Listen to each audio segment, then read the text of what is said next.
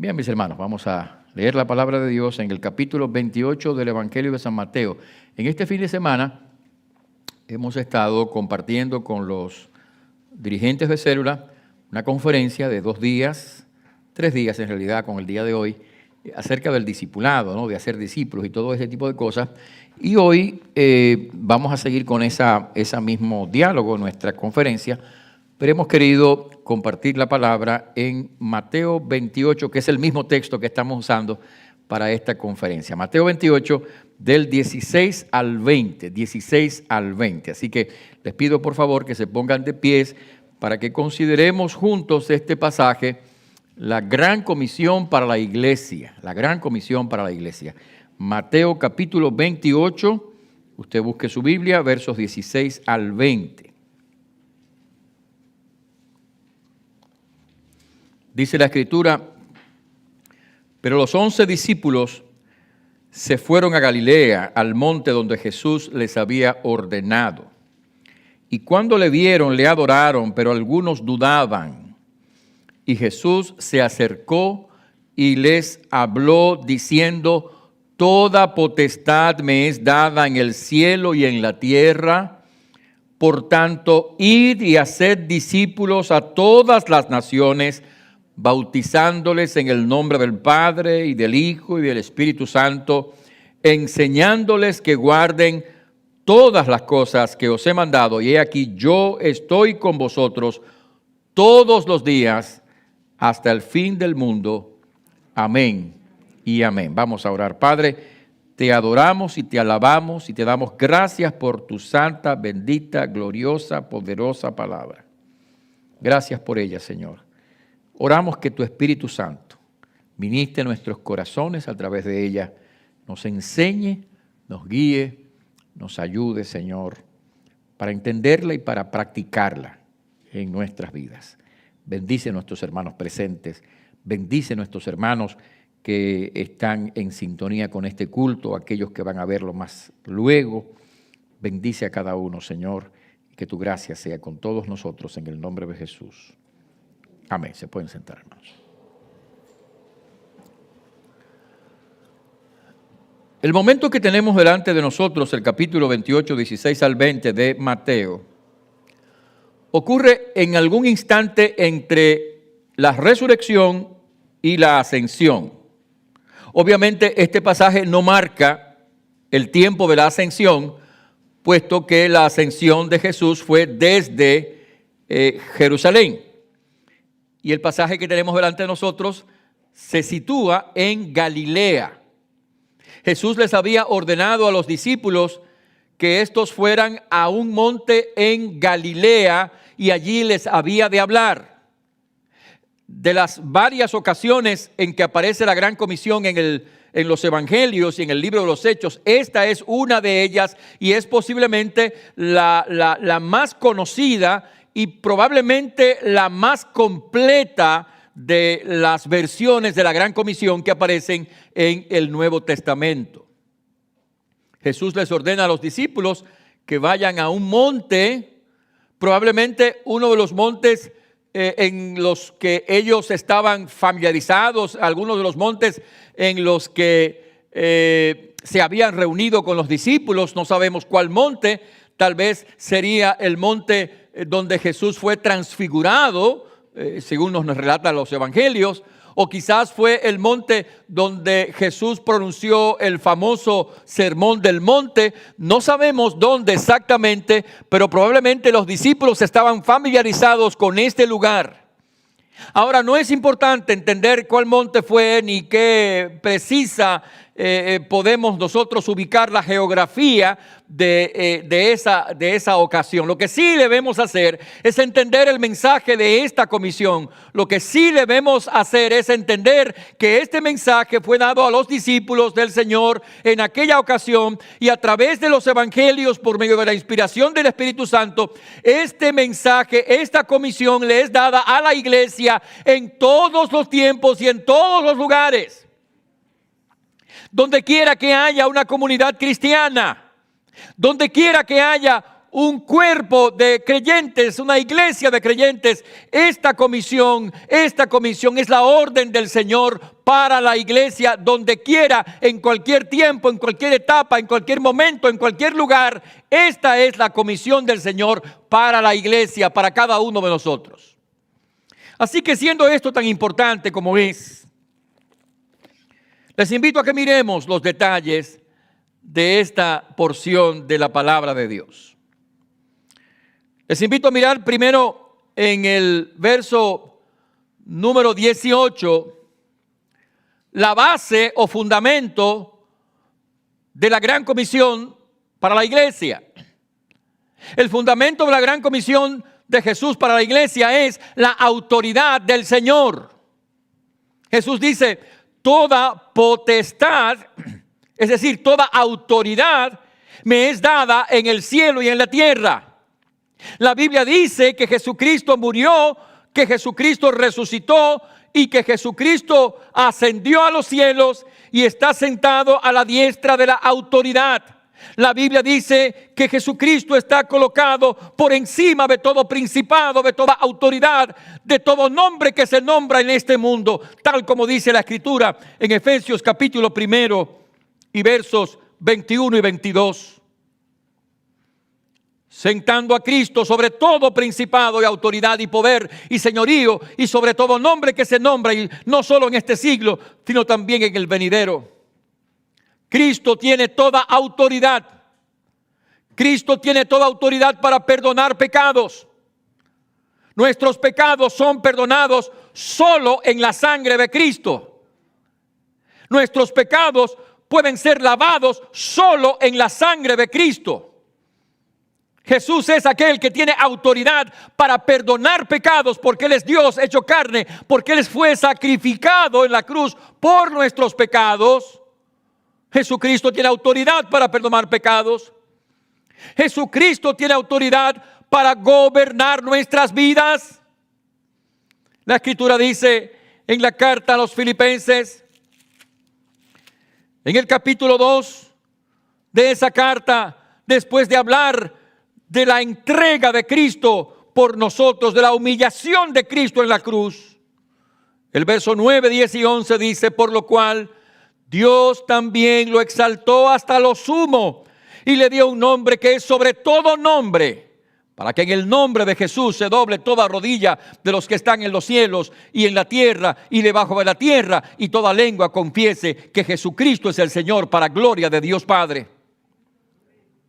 La confesión de que Cristo es el Señor es la confesión que tenemos que hacer para ser salvos. Que si confesares con tu boca que Jesús es el Señor. Pero la confesión de Jesús es más que una palabra.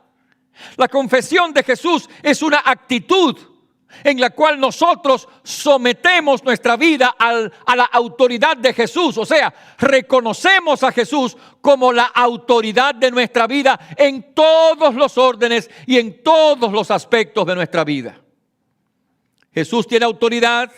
Si usted ha conocido a Cristo, Jesús es el Señor, y si es el Señor, entonces usted debe estar sometido a Cristo, usted debe estar rendido a Cristo, usted debe estar viviendo una vida entregada a Cristo en obediencia al Señor. Jesús tiene autoridad para perdonar pecados.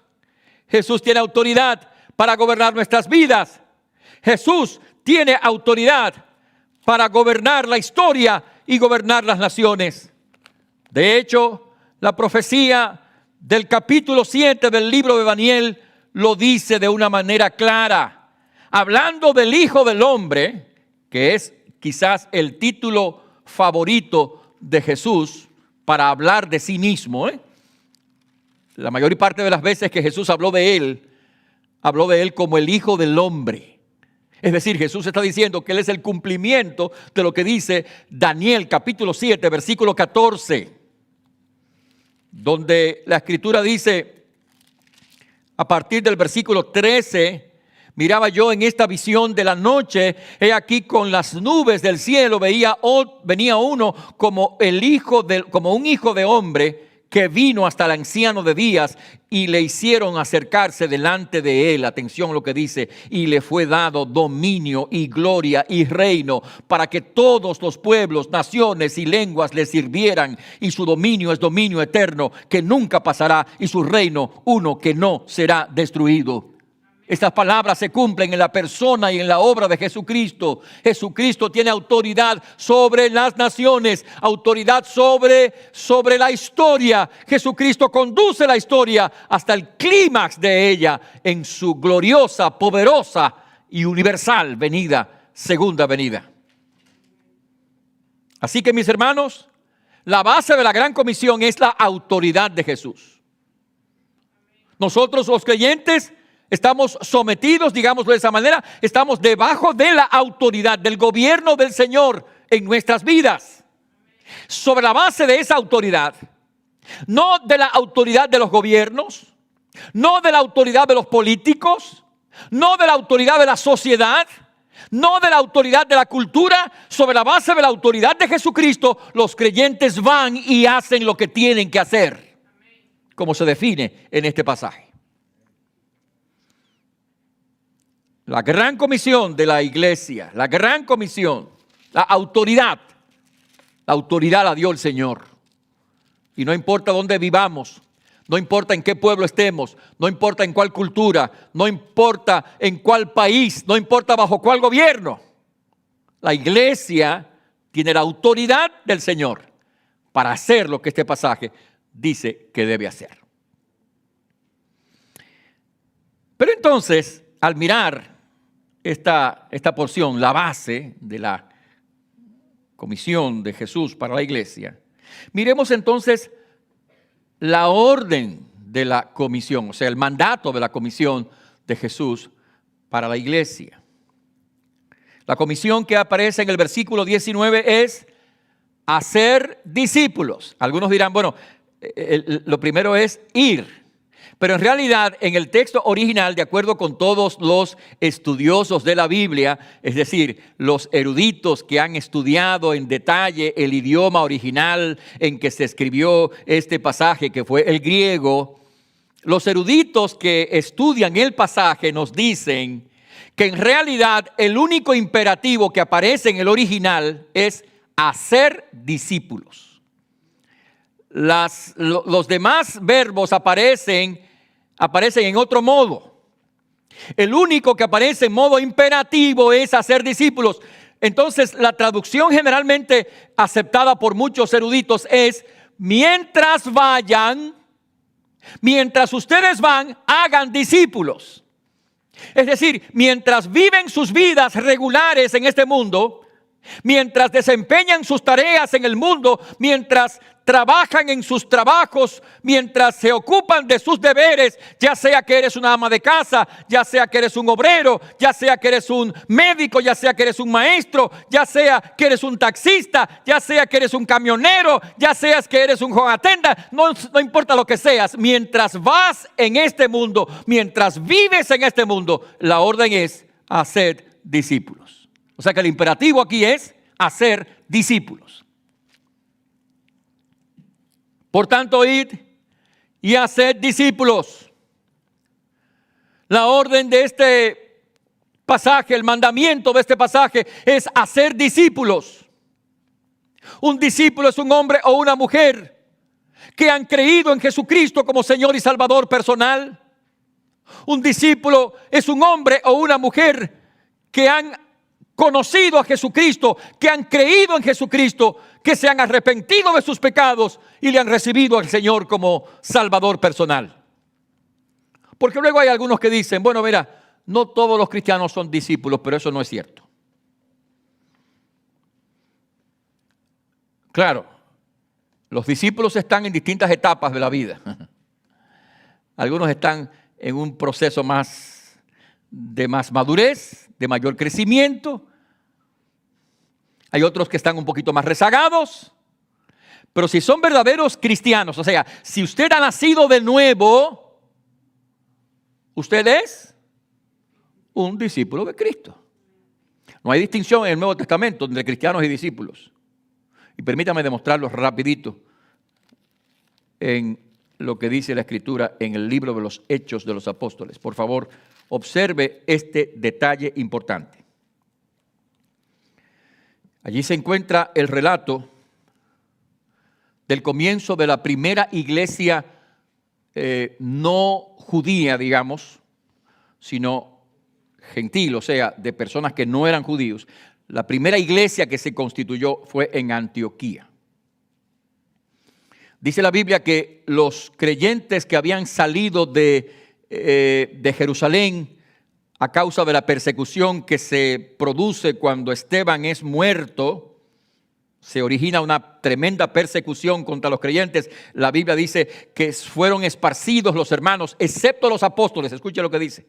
Hechos capítulo 8, versículo 1, puede leerlo. Excepto los apóstoles, los demás fueron esparcidos. O sea, los creyentes, corrientes y comunes, como los hermanos de nuestra iglesia, ¿no?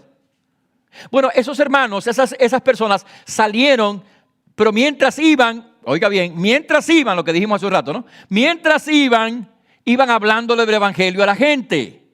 Y entonces dice la Biblia, lea conmigo en el capítulo 11 de Hechos, que unos de estos hermanos, algunos de ellos, hablaron a los griegos, versículo 20, anunciando el evangelio. ¿Y qué fue lo que pasó? Bueno, lo que pasó fue que, versículo 21, la mano del Señor estaba con ellos y gran número creyó, atención, gran número creyó y se convirtió al Señor.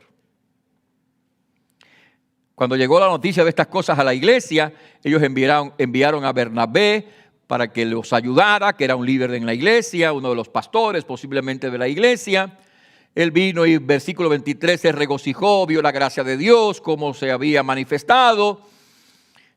Y entonces fue y buscó a Pablo allá a Tarso y lo trajo a Antioquía para que se reunieran con la iglesia y se quedaron allí todo un año, dice la Biblia. Ahora, atención a esto, a esa gente que creyeron y se convirtieron, como dice el versículo, ¿no? Recuerden que el versículo dice que gran número creyó y se convirtió. ¿Cómo le llamaban a esa gente? Bueno, versículo 26. Se congregaron allí todo un año con la iglesia y enseñaron a mucha gente. Y a los discípulos, es decir, a los que habían creído, a los que se habían convertido, los discípulos, se les llamó cristianos por primera vez en Antioquía. Ahora, por supuesto, hay gente que se llama cristiana que no lo es. Es decir, hay gente que tiene el nombre de cristiano y no es cristiano, por lo tanto no es discípulo. Pero aquella gente que ha conocido a Jesús, que se ha entregado a Cristo, que ha nacido de nuevo, es un discípulo de Cristo, es un cristiano, es un seguidor de Jesucristo. Entonces, la orden del Señor es que nosotros vayamos a todas partes, mientras vamos, mientras vivimos, mientras trabajamos, mientras estudiamos, hagamos discípulos. ¿Y cómo se hacen los discípulos? Bueno, se hacen discípulos cuando usted comparte el evangelio con aquellos que no conocen a Jesús. En este pasaje de la iglesia de Antioquía, eso fue lo que hicieron estos hermanos. Fueron hablándole la palabra de Dios, le hablaron la palabra de Dios y la gente oyó y creyó. Para ser discípulos a otra gente, tenemos por supuesto primero que orar para que el Espíritu Santo obre. Y segundo, tenemos que compartir la palabra de Dios con la gente, hablarles de Cristo a la gente, contarles la historia de la cruz, decirles que Cristo es el Salvador, llamarlos a que se arrepientan y crean. Así es como comienza el asunto. Por supuesto no se agota allí, porque todo es un proceso, va a seguir. Tenemos que seguir ayudando, alentando, enseñando, animando, pero lo importante es que para ser discípulos, usted y yo tenemos que compartir el evangelio con los demás. Hablarles de Cristo, anunciar la buena noticia de la salvación en Jesucristo. Y esa es una tarea que tiene que hacerla usted y yo y todos nosotros. Todos nosotros. La comisión es hacer discípulos. Así que esa es tarea suya. Como lo dice alguien en un libro que leí hace muchísimos años, ese es el llamado ineludible. Es un llamado ineludible.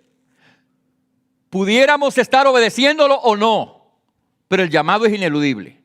No podemos eludirlo, no podemos evitarlo. Estamos llamados a ser discípulos. Cada uno de nosotros, cada creyente, no importa quién sea, no importa su grado de educación, No importa.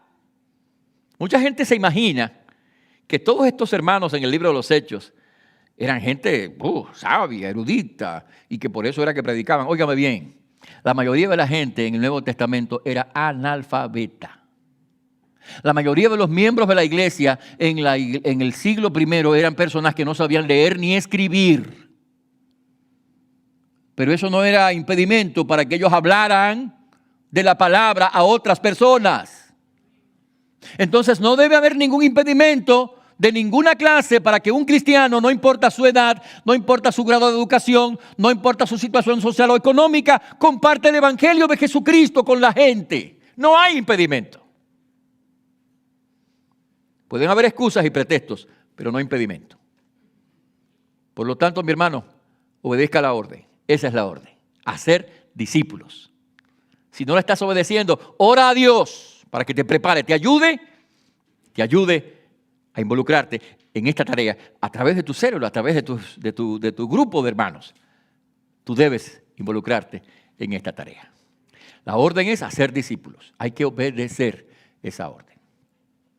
Pero mis hermanos, si seguimos leyendo la Gran Comisión de la Iglesia para todos los tiempos, la Gran Comisión de Jesús, no solamente leeremos en el pasaje la base de la Gran Comisión para la Iglesia, no solamente veremos el mandato, la orden de la Gran Comisión para la Iglesia, también vamos a mirar los requerimientos de la Gran Comisión para la Iglesia. Y aquí hay dos que se mencionan. El primero de ellos es bautizar a la gente. Por tanto, id y hacer discípulos a todas las naciones, bautizándolos en el nombre del Padre, del Hijo y del Espíritu Santo. Es decir, Jesús dice, mira, aquellas personas que reciben la palabra, que reciben a Jesús, deben ser bautizados. Hechos capítulo 2, versículo 41. En ese lugar, escucha bien lo que voy a decir, En ese lugar, capítulo 2, versículo 41, dice la Escritura, atención, así que los que recibieron su palabra fueron bautizados. ¿Quiénes fueron bautizados? Los que recibieron su palabra. ¿Qué significa recibir la palabra? Significa tener un espíritu receptivo, creer en la palabra. Es decir, en la Biblia muchas veces recibir y creer es la misma cosa. Los que recibieron la palabra, o sea, los que creyeron en la palabra, fueron bautizados. Hechos capítulo 8.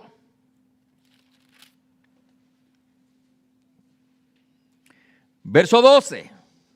Pero cuando creyeron a Felipe, o sea, Felipe estaba predicando el evangelio. Usted puede leer toda esa sección de Hechos 8, 1 en adelante. Ahí está Felipe predicando. Felipe era un hombre sencillo también, No era un erudito. Felipe lo convocaron a él por ser un hombre de fe, un hombre creyente, para que sirviera la comida a las viudas. Eso es lo que hacía Felipe en la iglesia, servir la comida.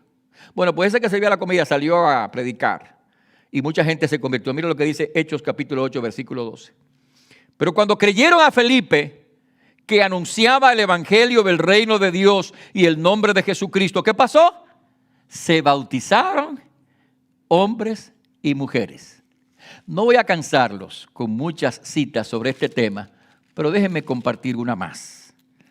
La famosa cita de el carcelero de Filipo, después que él oye la palabra de Dios, cuando le pregunta a Pablo, capítulo 16 de los Hechos, ¿qué debo hacer para ser salvo? Y él le contesta, cree en el Señor Jesucristo y serás salvo. Y entonces versículo 32, y le hablaron la palabra del Señor a él y a todos los que estaban en su casa. O sea, no solamente él creyó, fue a la casa que estaba ahí mismo pegada de la cárcel y le hablaron la palabra, y es evidente que creyeron, ¿no? Y tomándolos en aquella misma hora, verso 33, de la noche, les lavó las heridas y enseguida se bautizó con los suyos y llevándolos a su casa les puso la mesa y se regocijó, atención a esto, se regocijó con toda su casa de haber creído a Dios. Ahora, entonces, ¿quiénes fueron los que se bautizaron? Los que creyeron. O sea, toda su casa, toda su familia creyó y se bautizó. ¿Qué estoy diciendo? Estoy diciendo que el bautismo es un acto para personas que creen en Jesús. El bautismo es un acto para personas que han creído a Cristo. Jesús dice, mira, vayan, hagan los discípulos y bautícenlos. ¿Por qué? Porque el bautismo simboliza la muerte al pecado, la resurrección a una vida nueva. El bautismo simboliza nuestra fe en Jesús. El bautismo quiere decir que hemos sido perdonados por la sangre de Jesús. Eso es lo que significa el bautismo. Entonces ahora tenemos un problema.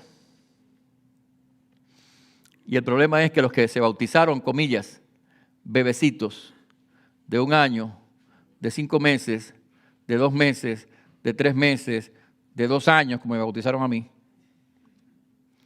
realmente no se han bautizado. ¿Por qué? Bueno, porque a la luz de la Biblia, el bautismo es un acto para personas que creen. Y un bebecito de meses no puede creer, porque ese bebecito de meses no sabe que existe él mismo. Ni un niñito de 2 años cargado con su papá. Yo tengo una foto mía, ¿no? Después se la enseño.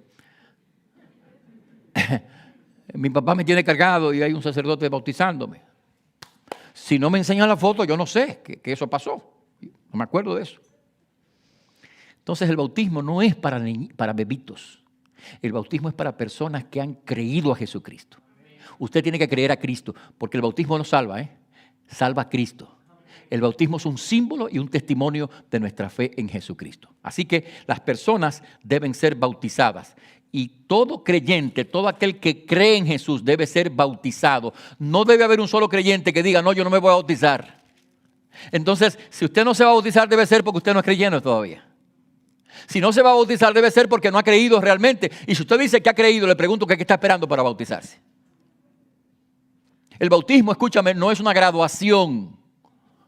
El bautismo no es un paso que damos ya al final de la vida. No, el bautismo es un paso inicial. Cuando comenzamos el camino de la fe en Cristo. Así que los creyentes deben bautizarse y, por cierto, el bautismo se realiza por inmersión, o sea, sumergiendo a la gente en agua. La palabra bautismo significa sumergir. La palabra bautismo, escúcheme, no es una palabra traducida del griego al español. No, es una palabra tomada del griego y llevada al español así mismo como fue tomada. Es como la palabra diácono. La palabra diácono es una palabra tomada del griego y llevada al español así mismo. Eso se llama transliterar una palabra. Entonces, bautismo, si usted busca el significado de bautismo, en el original significa sumergir. Por lo tanto, el bautismo se realiza en creyentes que han confesado a Cristo y han sido sumergidos, o sea, son sumergidos en agua y entonces, porque en la inmersión está el simbolismo del bautismo. Bautizándolos en el nombre del Padre, del Hijo y del Espíritu Santo. Quiero añadir una cosa más. Esta es la fórmula bautismal. En nombre del Padre, del Hijo, del Espíritu Santo. Y esa es una fórmula trinitaria. Y aunque la palabra de Dios no tiene la palabra Trinidad en el Nuevo Testamento, sí tiene la doctrina de la Trinidad. En este caso, noten ustedes cómo tanto el Hijo como el Espíritu, como el Padre, están en el mismo nivel.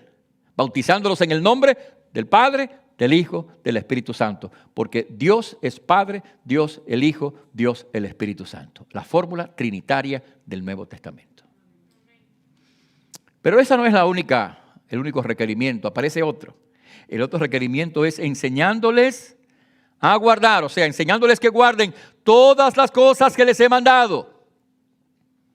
El requerimiento de la Gran Comisión es que nosotros, escúchame, enseñemos a los creyentes a obedecer al Señor. Porque en definitiva eso es lo que es un discípulo de Cristo, un seguidor de Cristo. Una persona que ha creído en Jesucristo, una persona que ha entregado su vida y que ahora se rinde al Señor,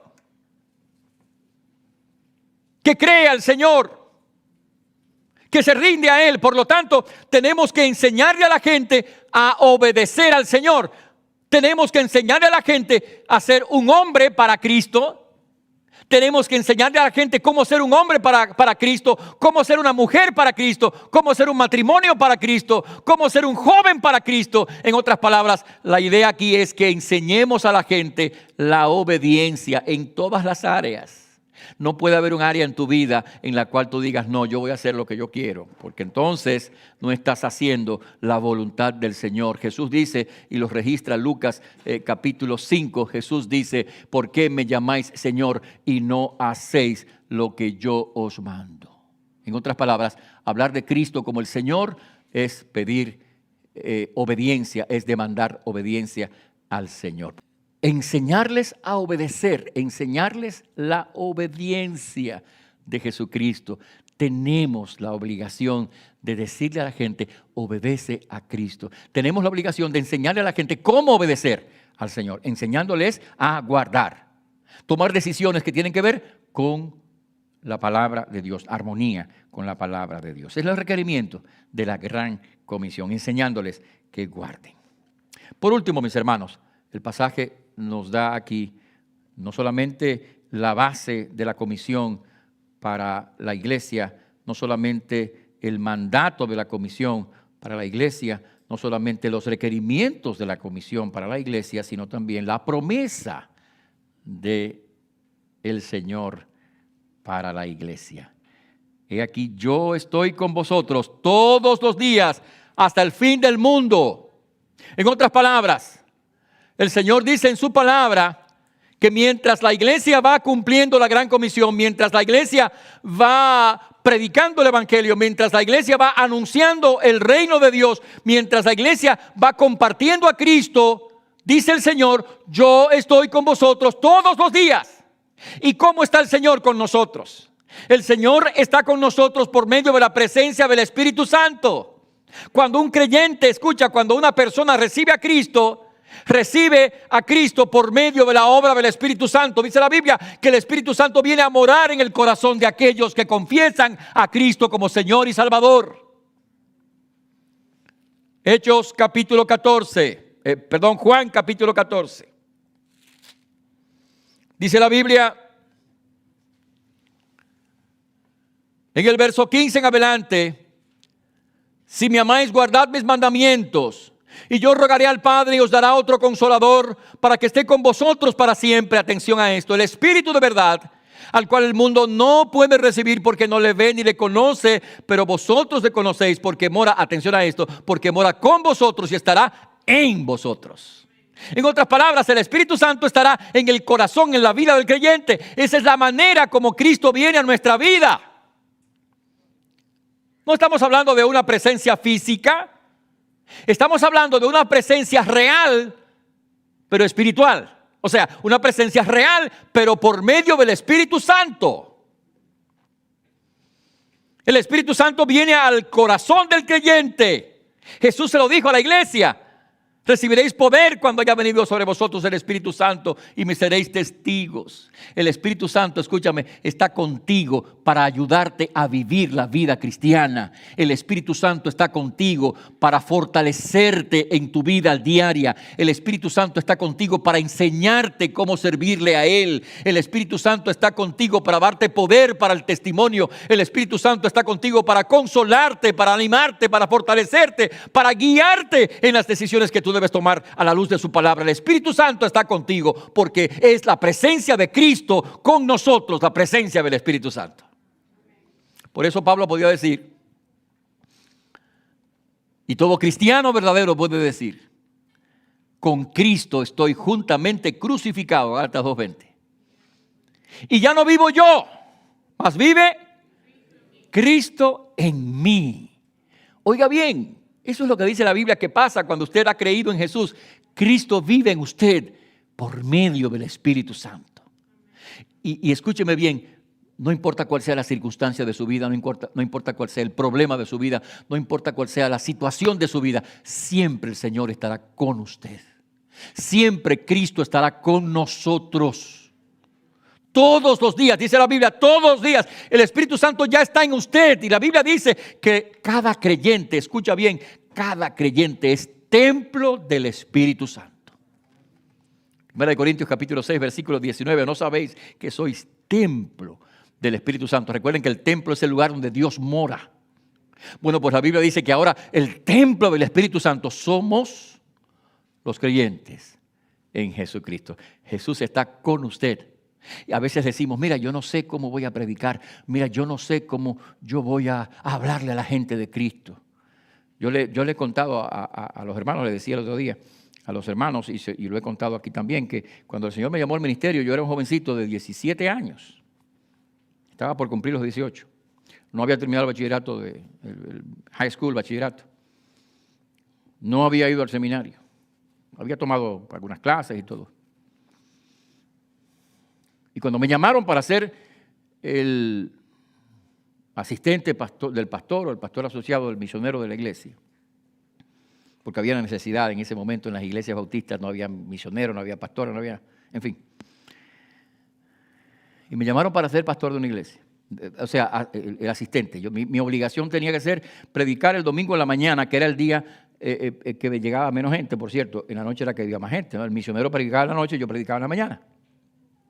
Pero cuando yo llegué a esa iglesia, yo tenía 17, casi 18 años, obedeciendo el llamado de Dios, porque es lo que siempre me ha acompañado en la vida, el llamado de Dios. Yo había predicado ya, a los 16 años yo empecé a predicar. Pero ¿sabe cuánto tiempo me cogió a mí preparar un sermón cuando yo empecé a predicar? Un mes. Preparar un sermón me tomó un mes porque yo no tenía entrenamiento, no sabía cómo hacer las cosas, no tenía mucho conocimiento. Entonces yo preparé mi sermón, el primer sermón que yo prediqué me tomó un mes. Pero entonces me llaman a una iglesia donde yo tengo que predicar todas las semanas. Y yo me pregunté, Señor, ¿y cómo será que yo voy a predicar? ¿Será que los hermanos tendrán que esperar un mes para abrir el próximo sermón? ¿Cómo va a ser que yo voy a predicar todas las semanas? Si a mí me tomó un mes preparar un sermón. Bueno, de eso hace más de 50 años. Nunca ha faltado la palabra de Dios en una semana para predicar. ¿Saben por qué? No es porque tengo un grado X, ni Y, ni nada. Porque el Señor está con nosotros. Está conmigo, me capacitó para hacer lo que tenía que hacer y te va a capacitar a ti. Que tal vez piensas, no, pero es que yo no sé, no, pero es que yo no estoy capacitado, no, pero sí, te va a capacitar a ti. Entrégate. La cuestión aquí es la disponibilidad. Entrégate al Señor. O sea, entrégale tu vida, entrégale tus talentos, entrégale tu palabra. Y el Espíritu Santo va a poner la palabra que tenga que poner en tu corazón para que esa palabra llegue al alma de aquel que necesita la palabra. Porque Él está con nosotros todos los días hasta el fin del mundo. Esa es la gran comisión, mis hermanos. La gran comisión es para nosotros, todos nosotros, en este tiempo. Y es el llamado que Dios nos hace para hacer lo que tenemos que hacer. Qué bueno que aquellos hermanos lo hicieron hace años, ¿verdad? Qué bueno que estos hermanos lo hicieron y llevaron a cabo su trabajo. Ahora, escúchame, nos toca a nosotros hacer lo que ellos hicieron. Nos toca a nosotros seguir haciéndolo. Tal vez tú no le puedes predicar el evangelio a todo el mundo, pero le puedes predicar a una persona, le puedes predicar a otra persona. Y mientras tú vives tu vida, poco a poco, comparte la palabra y lleva el mensaje a aquellos que necesitan a Jesucristo. Que Dios nos ayude en esa comisión.